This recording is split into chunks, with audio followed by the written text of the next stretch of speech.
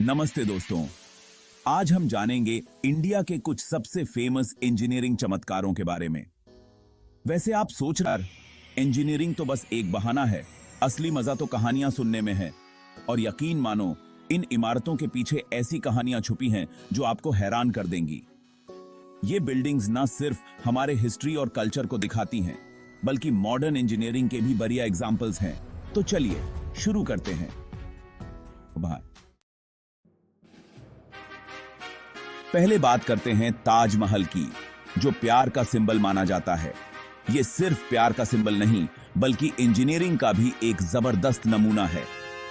17वीं century में सफेद संगमरमर से बना ये मकबरा शाहजहां ने मुमताज महल की याद में बनवाया था। इसे बनाने में 22 साल लगे थे और 20,000 से भी ज्यादा कारीगरों ने काम किया था। ताजमहल की खूबसूरती देखते ही बनती है, खासकर जब सूरज की किरणें इस पर पड़ती हैं। ये ना सिर्फ इंडिया का, बल्कि पूरी दुनिया के 7 अजूबों में से एक है। और हां, वहां जाकर सेल्फी लेना तो बिल्कुल भी ना भूलें। अब चलते हैं कोलकाता, जहां हुगली नदी पर बना हुआ है हावड़ा ब्रिज। ये पुल कोलकाता शहर की पहचान है और इसे देखकर ही आप समझ जाएंगे कि इंजीनियरिंग का असली मतलब क्या होता है।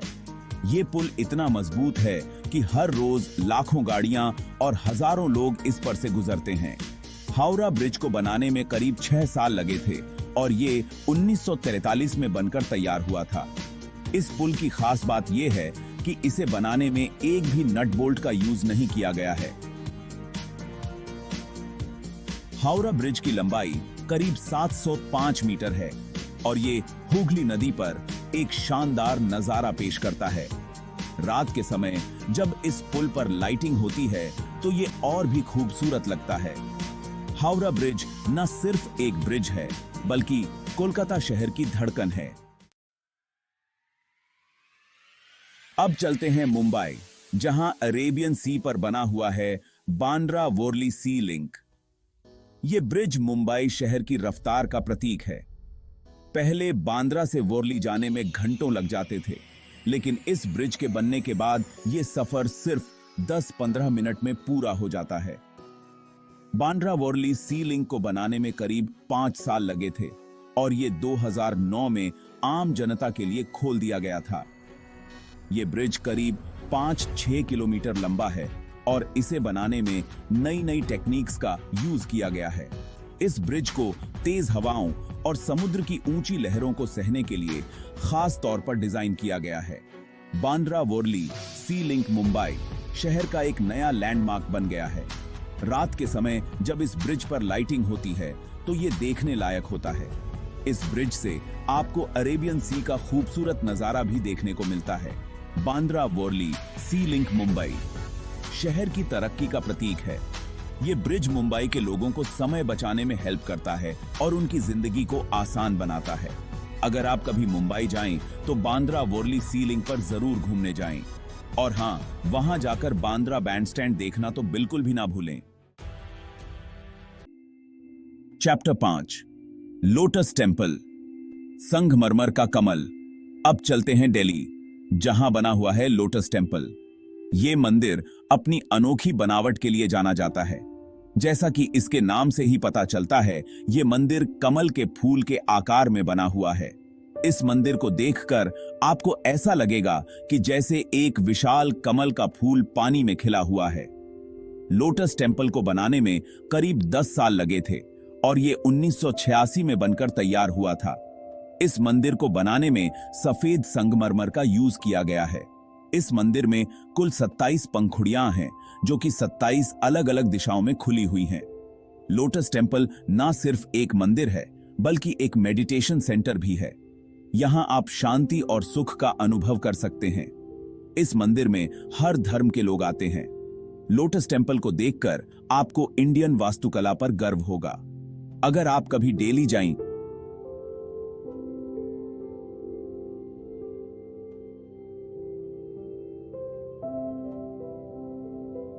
तो लोटस टेम्पल जरूर देखने जाएं। और हां, वहां जाकर इंडिया गेट देखना तो बिल्कुल भी ना भूलें। चैप्टर 6 है कोंकण रेलवे।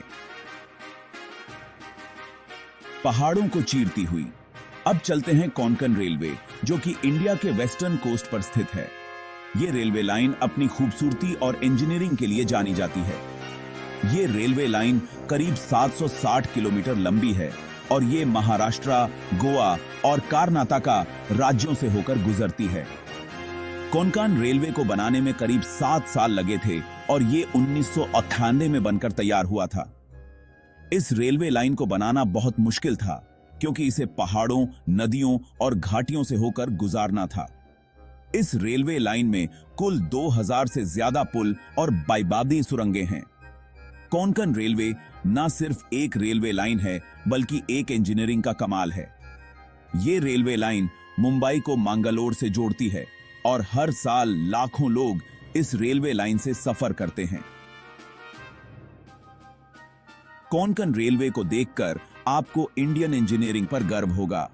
अगर आप कभी कोंकण जाएं तो कोंकण रेलवे से जरूर सफर करें। और हां, वहां जाकर गोवा के बीचेस देखना तो बिल्कुल भी ना भूलें।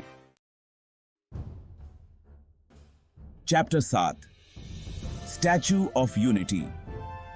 सरदार पटेल आसमान छूते हुए। अब चलते हैं गुजरात, जहां नर्मदा नदी के किनारे बना हुआ है स्टैच्यू ऑफ यूनिटी। यह स्टैच्यू इंडिया के पहले गृह मंत्री सरदार वल्लभ भाई पटेल को समर्पित है। करीब 182 मीटर ऊंची यह स्टैच्यू दुनिया की सबसे ऊंची स्टैच्यू है। स्टैच्यू ऑफ यूनिटी को बनाने में करीब 5 साल लगे थे और यह 2018 में बनकर तैयार हुआ था। इस स्टैच्यू को बनाने में करीब 3000 टन स्टील और 1700 टन कांसे का यूज किया गया है। इस स्टैच्यू के अंदर एक लिफ्ट भी है जो आपको स्टैच्यू के चेस्ट तक ले जाती है, जहां से आपको नर्मदा नदी और आसपास के इलाके का खूबसूरत नजारा देखने को मिलता है। स्टैच्यू ऑफ यूनिटी न सिर्फ एक स्टैच्यू है बल्कि एक टूरिस्ट स्पॉट भी है। यहां हर साल लाखों टूरिस्ट्स आते हैं। यहां आप बोटिंग, लेजर शो और अन्य एक्टिविटीज का भी आनंद ले सकते हैं। स्टैच्यू ऑफ यूनिटी को देखकर आपको इंडियन इंजीनियरिंग पर गर्व होगा। अगर आप कभी गुजरात जाएं तो स्टैच्यू ऑफ यूनिटी जरूर देखने जाएं। और हां, वहां जाकर साबरमती आश्रम देखना तो बिल्कुल भी ना भूलें। चैप्टर 8, कुतुब मीनार, इतिहास की ऊंचाई। अब चलते हैं दिल्ली, जहां स्थित है कुतुब मीनार। यह मीनार दिल्ली की पहचान है और इसे देखकर ही आप समझ जाएंगे कि हिस्ट्री कितना पुराना है। करीब 73 मीटर ऊंची ये मीनार दुनिया की सबसे ऊंची ईंटों से बनी मीनार है। कुतुब मीनार को बनाने में करीब 75 साल लगे थे और ये 13वीं सेंचुरी में बनकर तैयार हुई थी। इस मीनार को बनाने में लाल बलुआ पत्थर और संगमरमर का यूज किया गया है। इस मीनार में कुल 5 मंजिलें हैं और हर मंजिल पर एक बैल्कनी है। कुतुब मीनार न सिर्फ एक मीनार है बल्कि एक हिस्ट्री का पन्ना है। ये मीनार दिल्ली सल्तनत के शासनकाल की याद दिलाती है। इस मीनार को देखने पूरी दुनिया से लोग आते हैं। कुतुब मीनार को देखकर आपको इंडियन हिस्ट्री पर गर्व होगा।